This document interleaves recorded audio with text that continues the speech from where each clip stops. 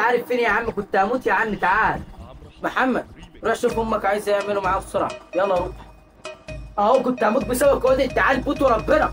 حاضر بقى لو ما اشوف امي عايزه ايه. ماما بابا قال لي انك عاوزاني. عاوزه ايه؟ يوبا يوبا. ايه ده؟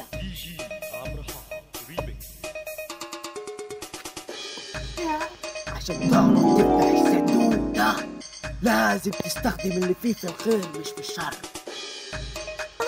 انت جون. لا انت مين يا عم؟ وانا مش فاهم اي حاجه خالص. اعرف كل حاجه بعد ما توعدني. خلاص والله اوعدك، والله اوعدك خلاص.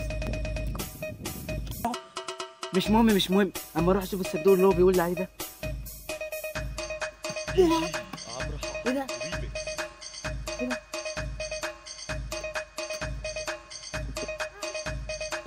ايه لوكا؟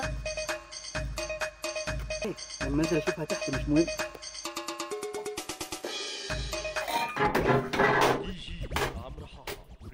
ماما عاوز ايه؟ وطلعت الخشب اللي انا قلت لك عليه فوق على السطح؟ ايوه ما طلعت الخشب كله اللي فوق على السطح، بس دلوقتي انا لقيت النوته دي جوه على السطح جوه صندوق. بتاعتك؟ لا مش بتاعتي. امال بتاعت مين؟ انا اللي اعرف.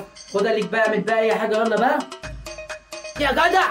ما كفايه بقى دي امك صداع بقى، روشتوني مش عارف اتفرج على الماتش الشباب. يو بقى اديني داخل الاوضه بتاعتي اهو عشان تستريحوا مني، ومش هفتح على حد خالص. مع السلامه يا حبيبي.